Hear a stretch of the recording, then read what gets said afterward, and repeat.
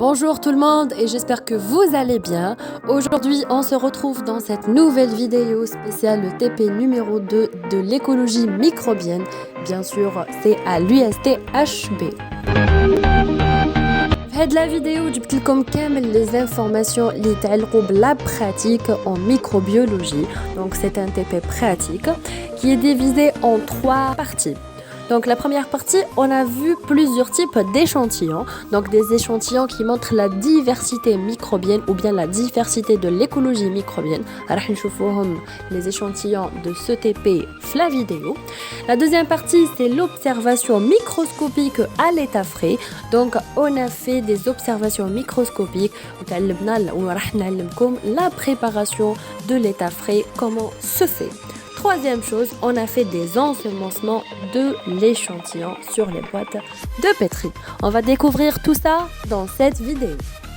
Avant de partager avec vous mon travail, ma propre expérience avec mes camarades de classe, de groupe, je veux vous dire que je suis qu'une simple étudiante. Si je fais des erreurs, سامحوني نكون غلط. Je fais toujours mon possible pour vous transmettre les bonnes informations justes et correctes. Alors je demande l'excuse à mes professeurs, il a غلط, سامحوني et merci, bonne observation.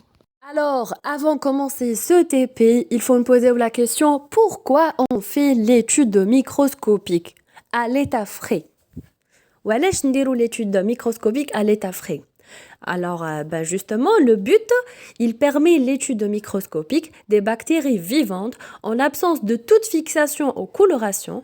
Cette méthode permet d'observer 4 choses. Alors, qui m'a l'état frais, l'étude microscopique à l'état frais, elle a besoin ni de fixation, ni de coloration. Elle permet de voir 4 choses.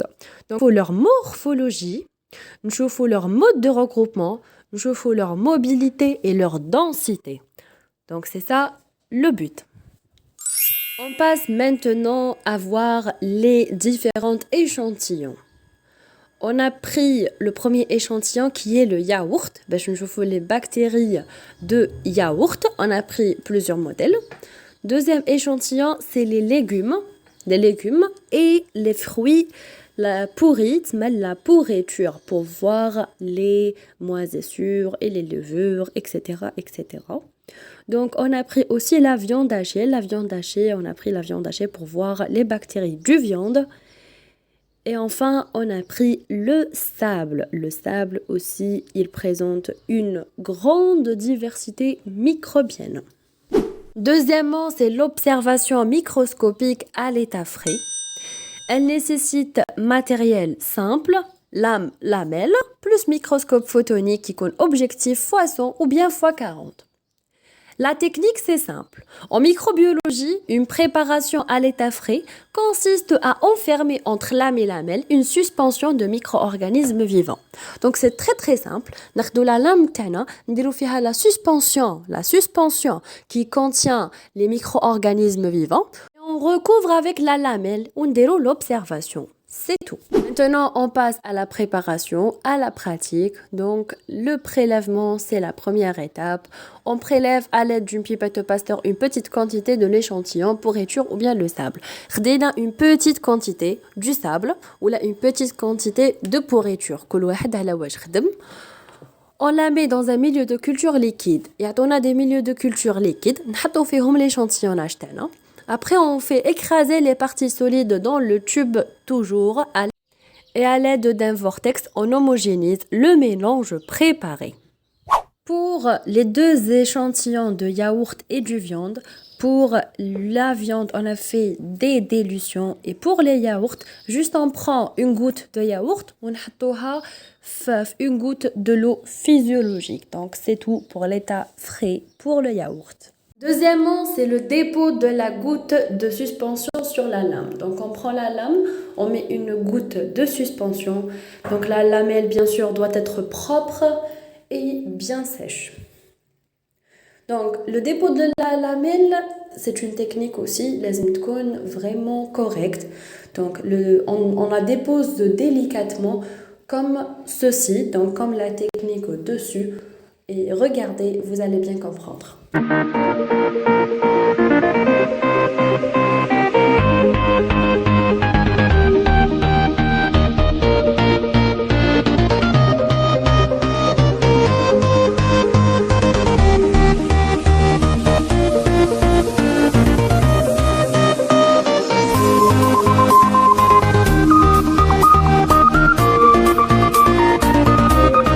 J'attire votre attention que le dépôt de la lamelle est très important parce que si la lamelle elle est bien déposée, donc l'observation va être correcte. S'il y a des bulles d'air, donc c'est faux, vous devez répéter. Ou bien si la suspension خرجت لكم la lamelle, donc il faut bien faire attention à ce point. Et puis on passe à l'observation, donc c'est la mise au point, donc observation à grossissement x 40. Si on passe à un grossissement plus fort, toujours on ajoute une goutte de l'huile d'immersion. Et voilà ce qu'on voit sous le microscope à l'état frais.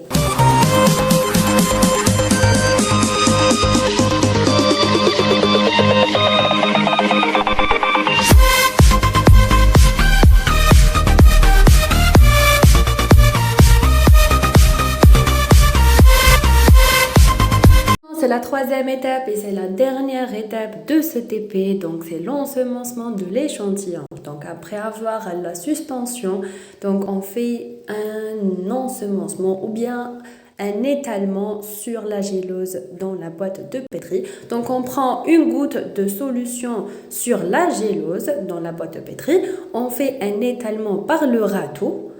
Et on mentionne bien sûr le nom, le prénom, la date et le nom de l'échantillon.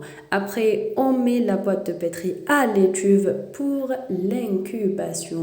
Donc, je vais vous montrer la boîte de pétri et je vais vous montrer l'étuve pour l'incubation.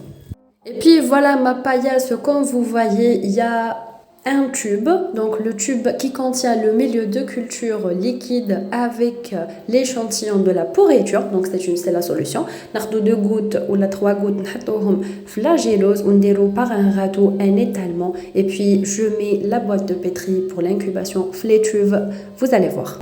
Et voilà, après l'étalement, j'ai pris ma boîte de pétri pour la mettre dans l'étuve. Donc voilà, l'étuve il est plein de boîtes de pétri. حطيتها هنايا باش نشوفها la semaine prochaine في le TP numéro 3. Vous allez trouver la suite. Et avec cela, لحقنا لنهاية هذا الTP. نشوفكم في la vidéo suivante, في le TP numéro 3 et la suite des vidéos. J'espère تكونوا استفدتوا وإن شاء الله ديروا لي abonner ou j'aime ou commentaire باش تشجعوني. Bon courage et au revoir.